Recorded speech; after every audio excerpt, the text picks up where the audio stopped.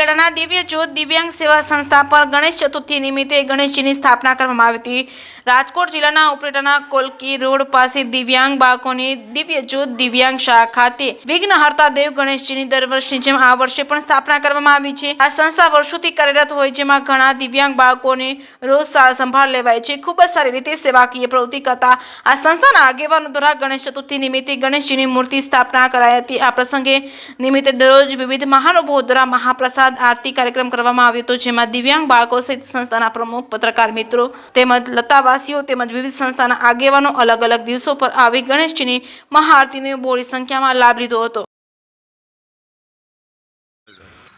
આજે ઉપલેટાની અંદર દિવ્ય જ્યોત દિવ્યાંગ સેવા સંસ્થા નામની જે સંસ્થા છે એના સંચાલક છે કિરણબેન પીઠિયા। કિરણબેન પીઠિયા દ્વારા હિન્દુ સંસ્કૃતિ પ્રમાણે જે કોઈ ધાર્મિક તહેવારો છે એ દિવ્યાંગ બાળકો સાથે ખૂબ ભાવપૂર્વક ઉજવવામાં આવે છે।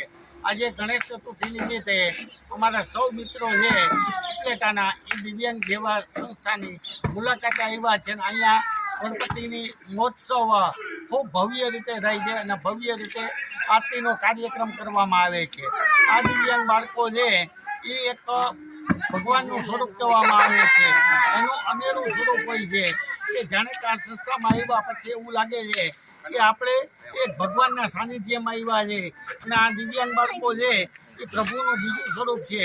તેથી સૌ મિત્રોને એક અપીલ કરવા માગું છું કે આપના જન્મદિવસ, આપના સુખના પ્રસંગ, આપના દુઃખના પ્રસંગ આપ જે ખૂબ ખર્ચા કરો છો એને બદલે દિવ્યાંગ બાળકો છે એની સેવા સંસ્થા છે એને ફૂલને તો ફૂલની પાકડી રૂપે આપ સૌ કોઈક આર્થિક યોગદાન આપો, કોઈ જમાડો અને અમે પણ અહીંયા અવારનવાર આવીને અમારા મિત્ર સત્તર સાથે જમાડીએ છીએ અને બાળકો ખૂબ ખુશ રહે છે, ખૂબ આનંદમાં રહે છે।